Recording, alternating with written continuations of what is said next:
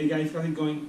In this video, I kind of want to talk about my experience in Cuba and the places that we visited and what we did, and what I would recommend you to do and what I would not recommend you to do based on the amount of time you have.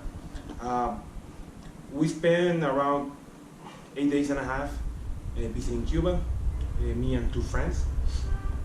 We basically, I exchanged around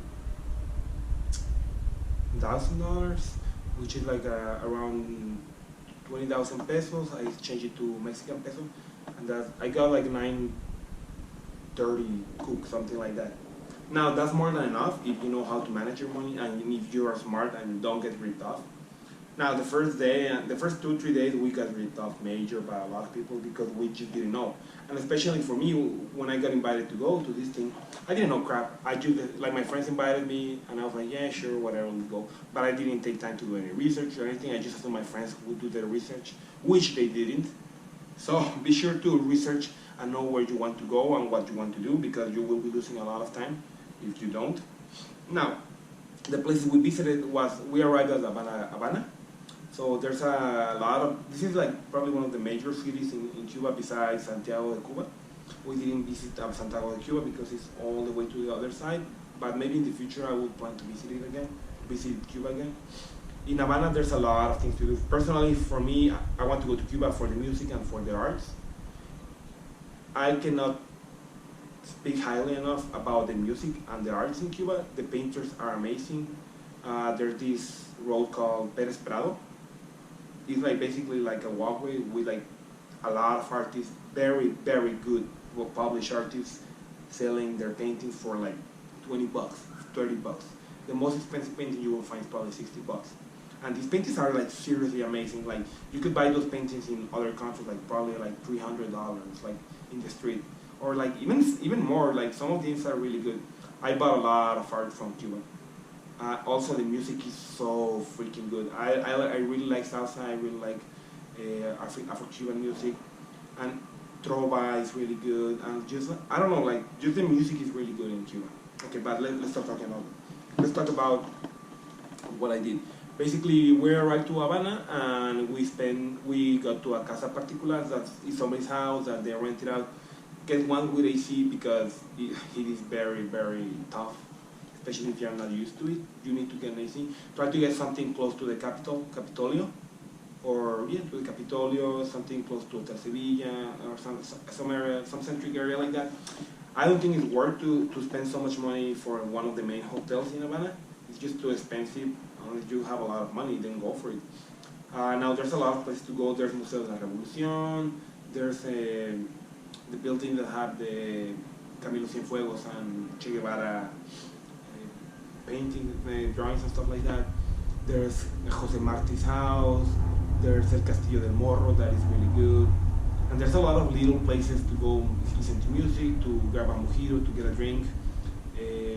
Fábrica del Arte, Casa de la Música, which is expensive, but I personally think it's worth it. Some other touristy places that I like, but some of my friends didn't like. For example, like Buena Vista, I got charged $60, which is a lot of money for over there. But I mean, in my experience, I really liked it. So for me, it was worth it. For my friend, it wasn't. But I don't care. It just depends on what you want to see. You need to visit Callejón de Hamel. It's really nice, and they show Afro-Cuban music, a little bit of guaguancó, and all types of music. It's very colorful, and it doesn't take more than 1 hour to be there. And just try to go out every night. Like, there's a lot of really cool things to do. Personally, I like to go to non-touristy places.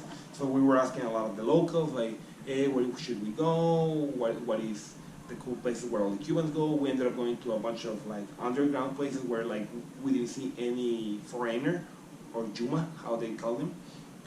They were really good. We went to La Casa de la Rumba. We went to a couple of people's houses they invited us to eat.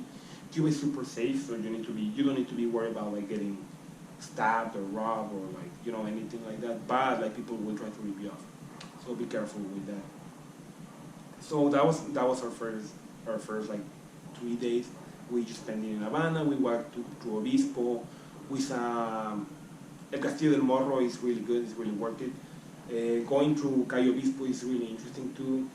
There's a book that my friend had. It's like the number one best-selling book for Cuba, and I really recommend to buy it. I mean, it's kind of touristy, but it has some really cool like background and history and some really like historical places that are definitely worth it. Don't rely on it too much, and I talk with the people. I think that's one of the coolest things about going to Cuba, just talking to people, getting their experience, how they have to deal with all the communists and all the problems that happen in their country. I learned so much about like relationship with the U.S., relationship with other countries, Russia, Mexico, and basically about how they perceive that, how tough has been for them. Like there was something called periodo especial, when literally they didn't get any food or money, and they told some really rough stories. So I was like, holy crap, that sucks so much. So I do understand like why a lot of people are like that. Like they try to basically squeeze you out because they've gone through hard times. Even then, it still pisses me off when people try to rob me. Habana Vieja is really nice. It's definitely worth it. After that, we went to Viñales.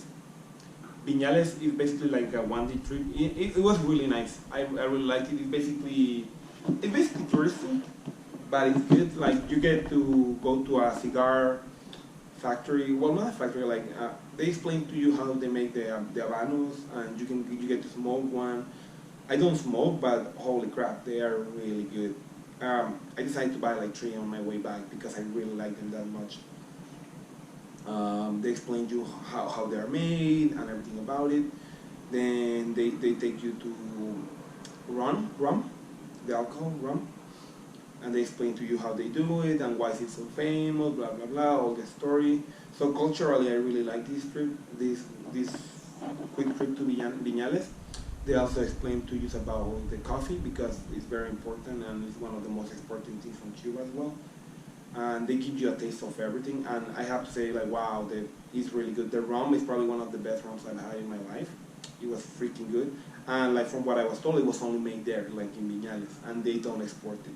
So that's like probably a great gift to bring. I brought a bottle and my friend broke it, which I'm still pissed. But that's definitely a great gift to bring, like a bottle of that rum from Viñales. It's really freaking good.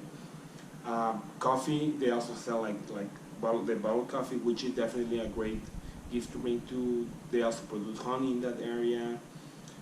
That was mostly a cultural experience, but I really enjoyed it. And if you're outdoors in a beautiful weather, you're trying new things, it's definitely worth going to Viñales. Then we did like a horse ride or something like that, which was nice to see the people, to see the beautiful. Dude, Cuba is very beautiful. It's green everywhere. It's very virgin, you know. It was definitely worth it. Viñales was definitely worth it. After that, we went back to Havana to spend one night, and we just stayed there another night. And then the next day, we traveled to Cienfuegos. Cienfuegos is considered by the UNESCO a magical town. I don't know how they say it in English. In Spanish, it's called Pueblo Mágico. It's very pretty. I will not deny it, but I mean, I wouldn't spend like if doing that trip again. Like I probably wouldn't spend more than 1 day there. Like I mean, there's like a bunch of cool things to do. We didn't go to the dolphin thing or anything like that. Maybe 2 days because there's some things that you do want to visit. Like there's the Castillo de Jaui. We went to Castillo de Jaui and we went to a place called Nuclear City, where the Russians were building a nuclear plant, but it was stopped.